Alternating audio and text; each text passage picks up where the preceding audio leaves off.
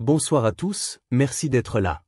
Installez-vous confortablement, ce soir, j'ai quelque chose de très personnel à vous raconter. Quand la trahison ne se cache plus dans les ombres, mais s'invite à votre propre table, avec du vin, des rires et un couteau dans le dos. Comment réagir quand la personne censée vous aimer vous offre en sacrifice à l'humiliation, avec le sourire? Ce soir, vous entendrez l'histoire d'un homme qui croyait offrir le meilleur de lui-même, et qui a tout perdu, sauf sa dignité. Abonnez-vous, laissez un like, et partagez vos impressions en commentaire après l'écoute. Votre soutien fait toute la différence pour continuer à vous livrer ces récits bouleversants. Je me souviens encore de cette soirée comme si elle s'était déroulée hier. Chaque détail, chaque regard, chaque mot me revient avec une précision presque douloureuse. Ce soir-là, Claire avait insisté pour que nous organisions un dîner à la maison avec ses collègues de bureau et leurs conjoints. Networking, m'avait-elle dit. Un pas de plus pour sa carrière, pour son avenir. Et comme souvent, j'avais dit oui, sans poser de questions. J'avais passé toute la journée à préparer les lieux, j'avais frotté chaque recoin de la maison jusqu'à ce qu'elle brille, élaboré un repas en 3 services, choisi les vins avec soin, et veillé à ce qu'ils soient à la bonne température. Je voulais que tout soit parfait. Non, je voulais qu'elle soit fière de moi. J'avais cette conviction naïve que si je faisais tout parfaitement, elle me verrait enfin comme un homme à la hauteur.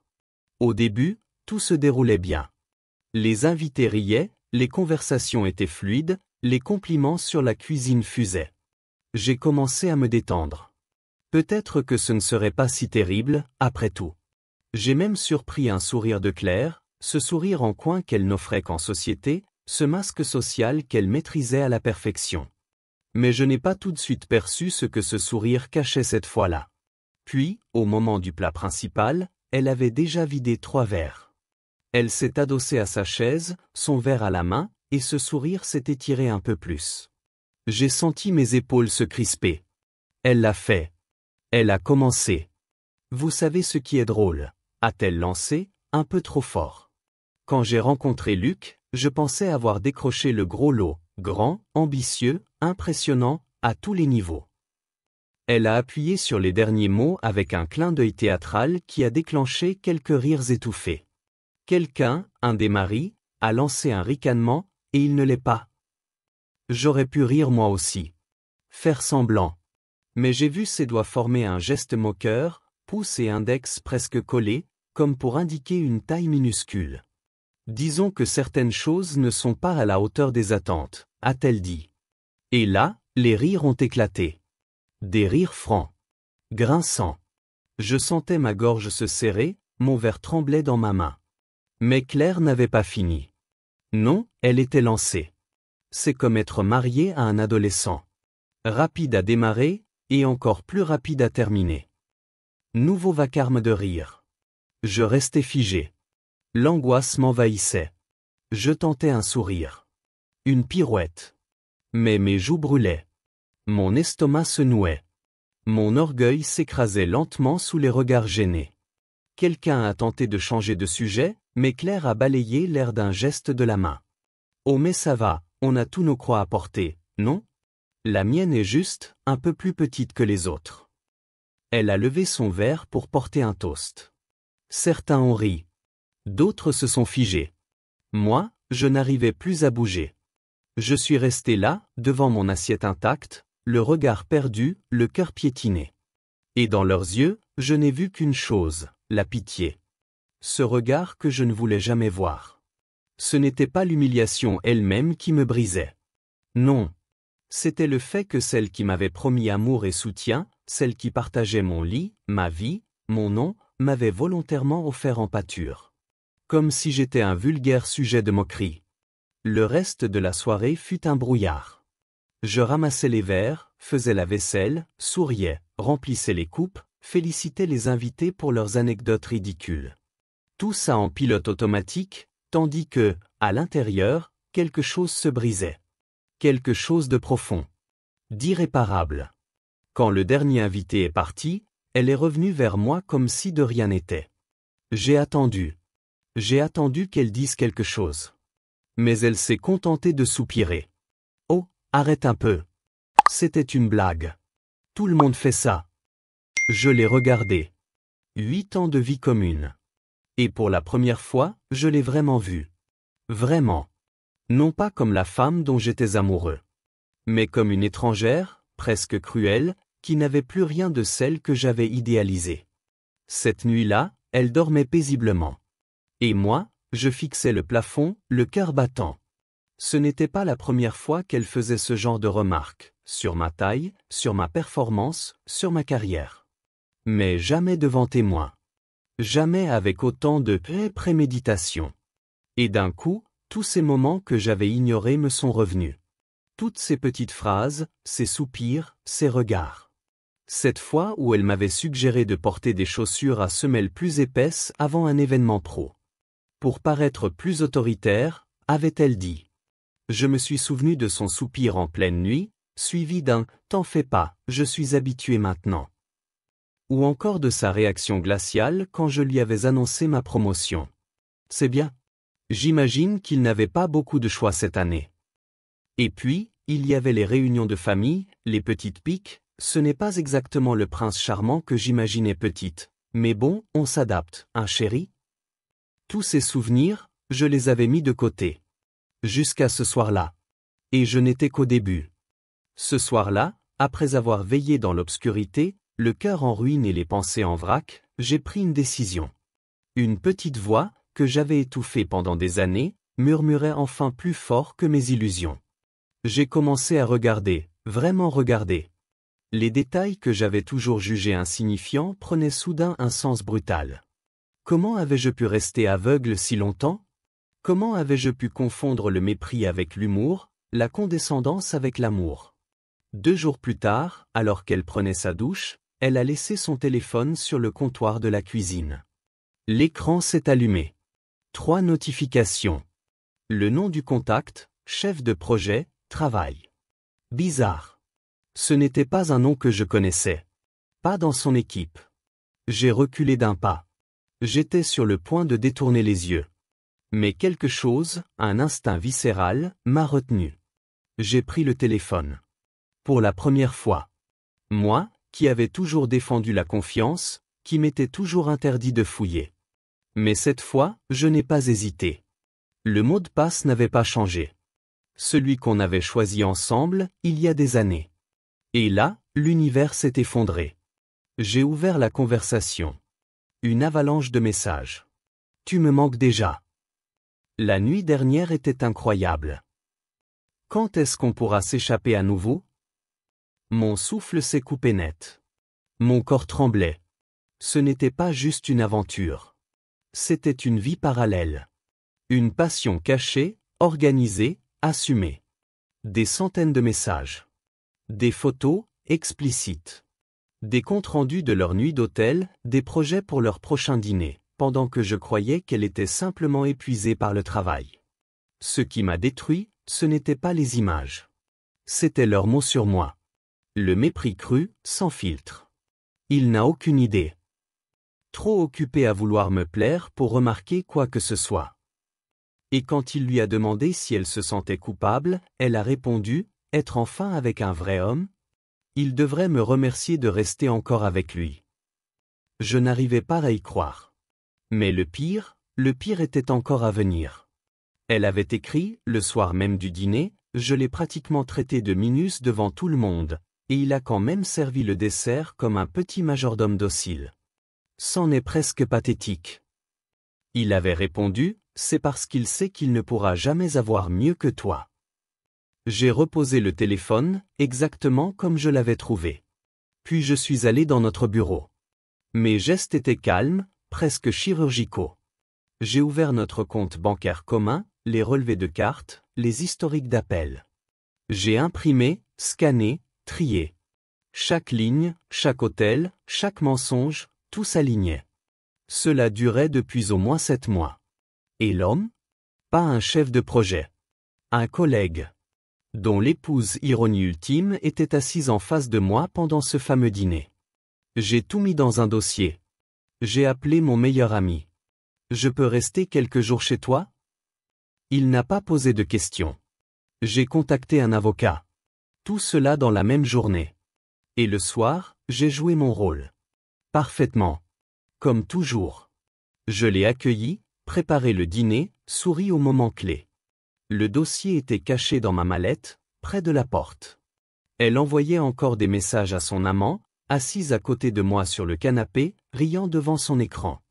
Bonne nouvelle au travail, ai-je lancé d'un ton léger. Juste un projet qui avance. Sans même me regarder. Je l'ai regardée. Cette femme qui dormait dans mon lit, qui partageait ma vie depuis 10 ans.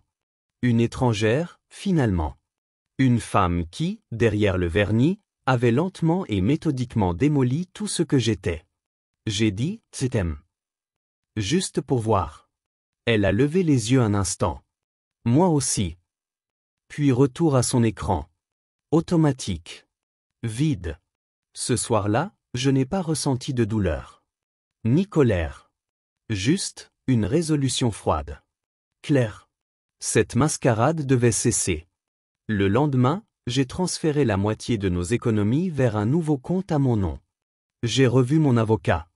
J'ai commencé à déplacer mes affaires chez mon amie pendant qu'elle était au bureau. Le soir, j'ai tout préparé.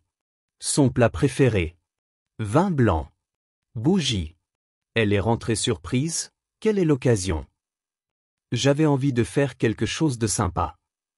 On a mangé en silence. Puis j'ai sorti le dossier. Il faut qu'on parle. Elle a levé les yeux vers moi, un soupçon d'agacement dans le regard, croyant probablement que je voulais parler d'un problème de routine. Mais elle a vu le dossier. Son visage s'est figé. En quelques secondes, j'ai vu défiler toute une palette d'émotions sur son visage. La surprise, la peur, le mensonge, puis cette indignation théâtrale qu'elle utilisait toujours pour reprendre le contrôle. « De quoi tu parles ?» a-t-elle lancé, sa voix tranchante. J'ai ouvert le dossier lentement, méthodiquement, en silence. J'ai étalé les relevés d'hôtel, les captures d'écran, les relevés de téléphone, les messages.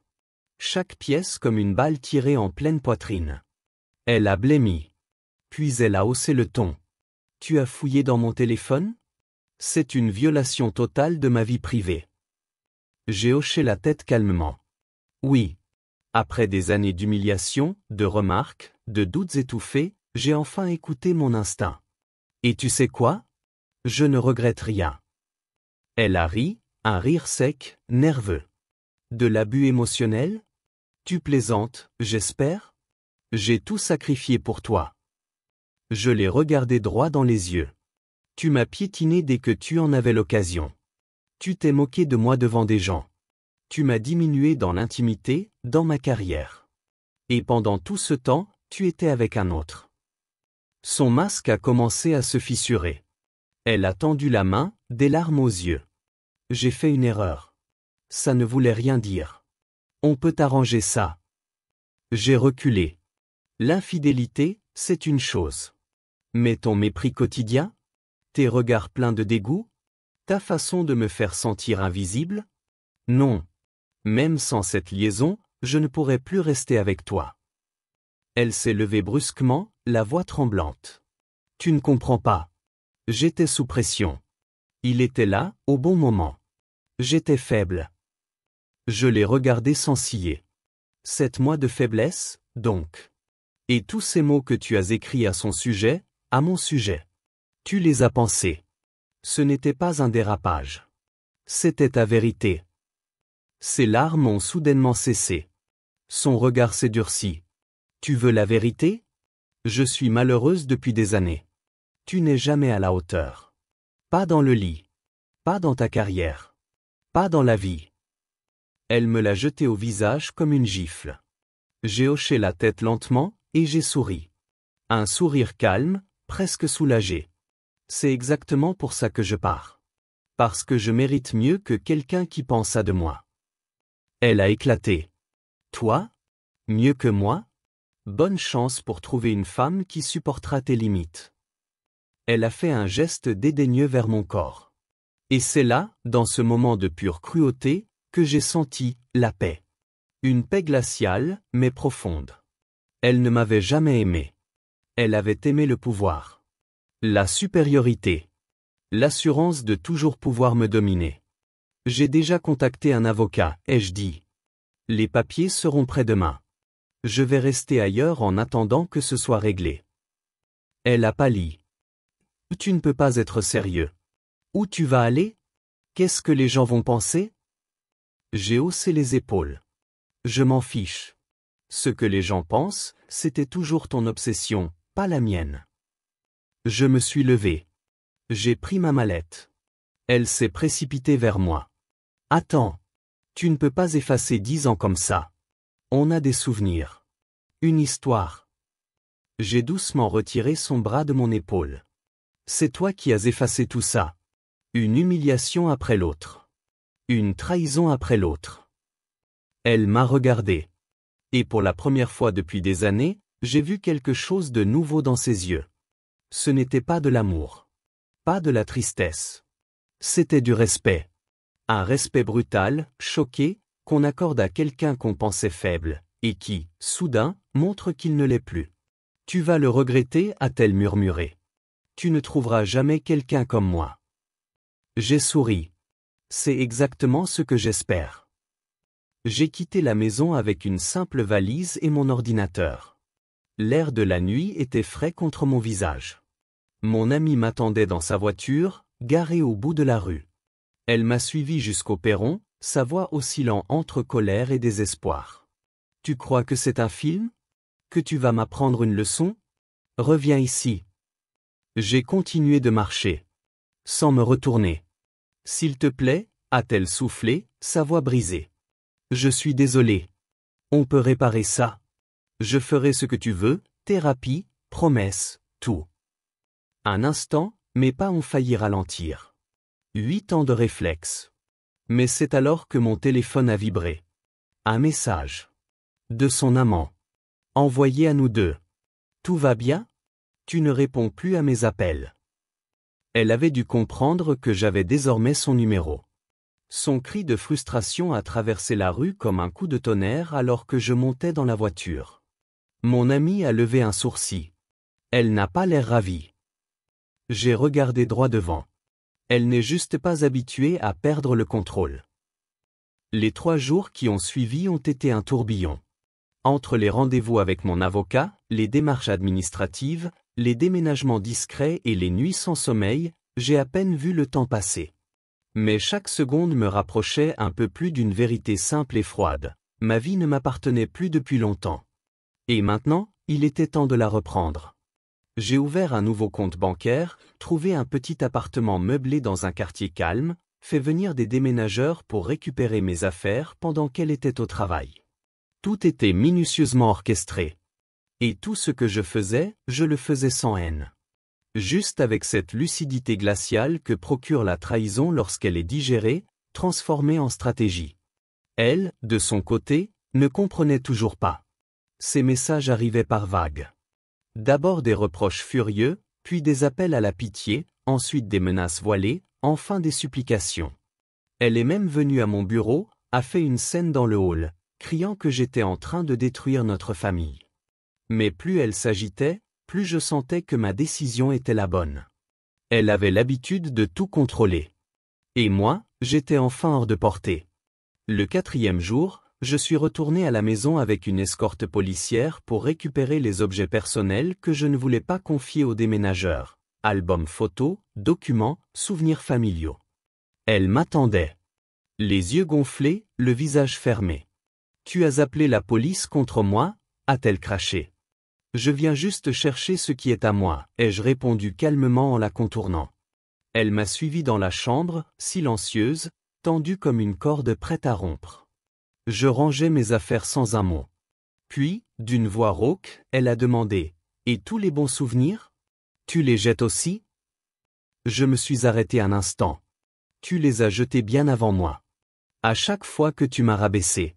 À chaque fois que tu m'as fait sentir de trop, ou pas assez. » Elle n'a rien dit. Pour la première fois, elle était à court de mots. Elle est restée là, figée, pendant que je traversais le couloir avec mes cartons. Juste avant que je ne franchisse la porte, elle a lancé une dernière tentative, le regard brûlant, « Ton nom est toujours sur l'hypothèque. Tu es responsable de la moitié. » J'ai hoché la tête. L'avocat s'en occupera. Elle a murmuré, presque comme un aveu, je ne peux pas assumer seul. Ce n'est plus mon problème, ai-je dit en me dirigeant vers la sortie.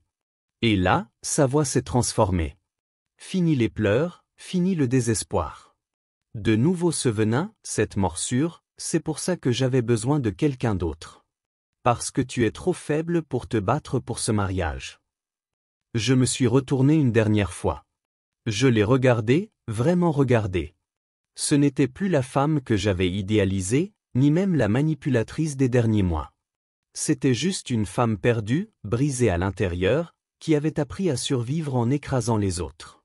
Je ne vais pas me battre pour quelque chose qui me détruit, ai-je dit doucement. Ce n'est pas de la faiblesse.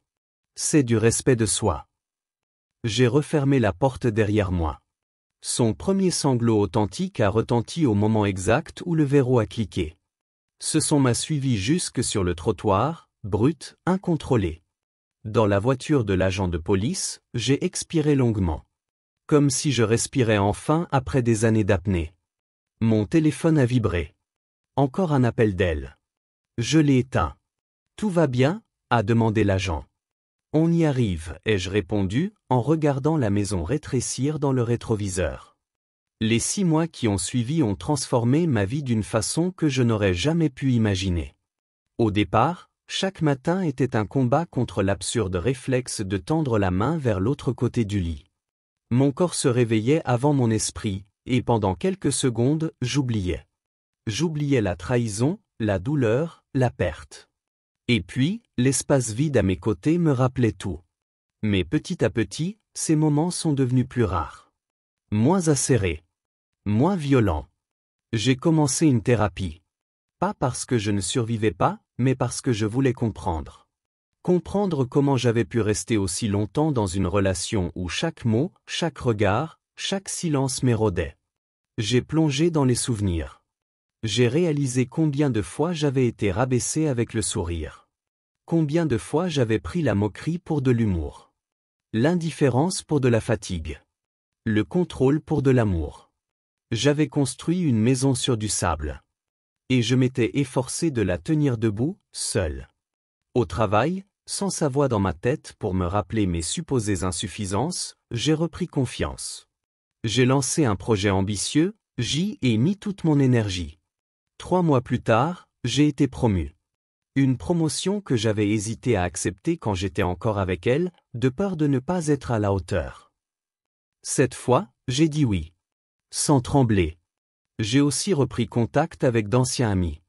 Des gens qu'elle avait subtilement poussés hors de ma vie au fil des années. J'ai recommencé à jouer de la guitare. Je cuisinais ce que j'aimais, sans peur d'un commentaire passif-agressif. J'allais à la salle de sport, pas pour me transformer en cliché de revanche masculine, mais parce que j'avais envie de me sentir fort. Pour moi. Et puis, sans que je le cherche vraiment, quelqu'un est entré dans ma vie. C'était lors d'un événement interentreprise. Elle était chef de projet pour une société partenaire. Brillante, directe, drôle sans jamais être blessante. Notre première conversation avait été fluide, naturelle. À la fin, c'est elle qui m'avait proposé de prendre un café. J'ai dit oui, presque surpris de ma propre réponse. Ce café s'est transformé en dîner. Puis en randonnée le week-end suivant. Puis en d'autres moments, simples, sincères. La première fois que nous avons été intimes, j'étais tendu. J'attendais, sans m'en rendre compte, une comparaison, une remarque, un soupir. Mais il n'y a eu rien de tout ça. Juste elle, présente, douce, rassurante. Et après, alors que je la regardais, elle a souri et a murmuré, c'était parfait. 3 mots. 3 mots qui ont recousu en moi des déchirures vieilles de plusieurs années. Puis le moment que j'appréhendais est arrivé. Le mariage de mon meilleur ami. La réception se tenait dans un restaurant chic, un endroit fréquenté par de nombreux professionnels de notre ville. Je savais qu'il y avait une forte chance qu'elle soit là. Mon ex. Claire. J'y suis allé avec ma nouvelle compagne, vêtue d'un costume sur mesure, le cœur battant, mais pas de peur. De fierté. 1 heure après le début de la soirée, alors que nous rions avec des amis, je l'ai vue. Claire. de l'autre côté de la salle. Plus mince, plus apprêté, le visage figé dans un masque de perfection. Nos regards se sont croisés. J'ai simplement hoché la tête, puis je suis retourné à ma conversation. Sans hésitation. Plus tard, alors que je dansais avec ma compagne, elle s'est approchée. « Tu as l'air bien », a-t-elle dit d'une voix tendue. « Toi aussi », ai-je répondu poliment. Un silence. Gênant. Chargé. Elle a regardé autour, puis m'a dit « J'ai entendu parler de ta promotion. Félicitations. » Merci. Elle a jeté un œil à ma compagne, qui venait de s'éloigner pour prendre un verre. Elle a l'air gentille. Elle l'est. Vraiment. Je savais qu'elle attendait que je lui pose une question. Que je lui demande comment elle allait. Si elle avait refait sa vie. Si elle pensait à moi. Mais je ne l'ai pas fait. Elle a fini par dire « Je devrais retourner à ma table ».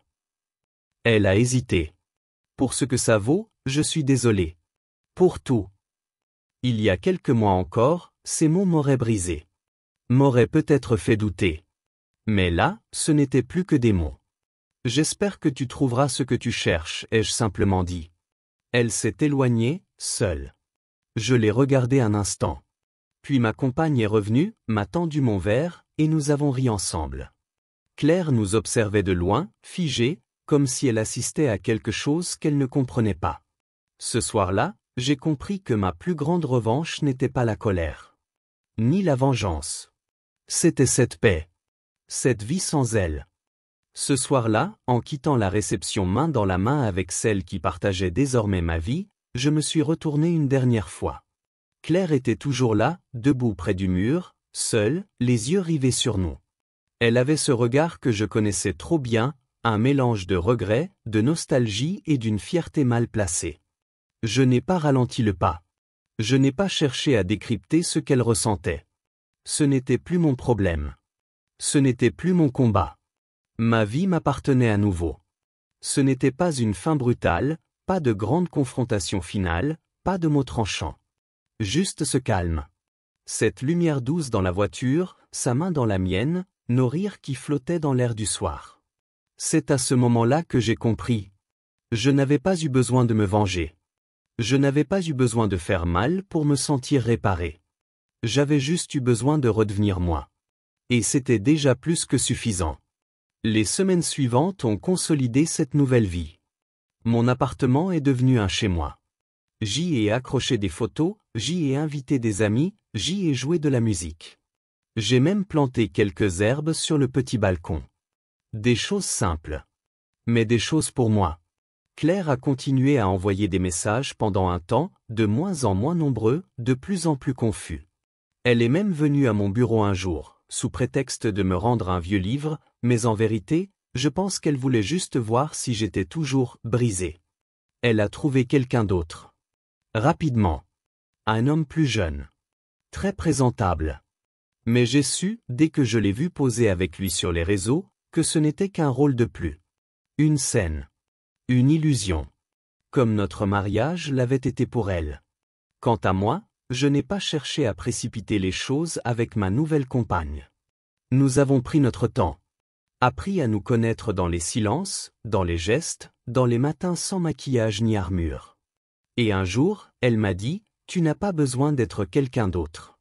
Juste toi, c'est suffisant. » Et j'ai su. J'ai su que j'étais guéri. 1 an après mon départ, j'ai pris quelques jours de congé. Nous sommes partis en voyage, loin, sans destination précise, simplement guidés par l'envie de découvrir. Nous avons vu la mer, goûté des plats inconnus, dormi dans de petits hôtels au charme discret. Et chaque soir, en m'endormant, je repensais à ce que j'avais traversé. Pas avec amertume. Mais avec reconnaissance. Car sans cette douleur, je n'aurais peut-être jamais compris ce que signifie vraiment s'aimer soi-même. Et maintenant, si vous m'écoutez encore, j'aimerais que vous reteniez ceci, la dignité ne fait pas de bruit. Elle ne claque pas les portes. Elle n'hurle pas. Elle se lève, elle marche, et elle ne regarde pas en arrière. Elle reconstruit. Elle respire. Elle vit. Et surtout, elle aime. Mais cette fois, à la bonne hauteur. À hauteur d'homme. Merci de m'avoir écouté. Merci d'avoir pris le temps d'écouter cette histoire jusqu'à la fin. Si elle vous a ému, surpris ou même bouleversé, n'hésitez pas à nous le faire savoir en commentaire.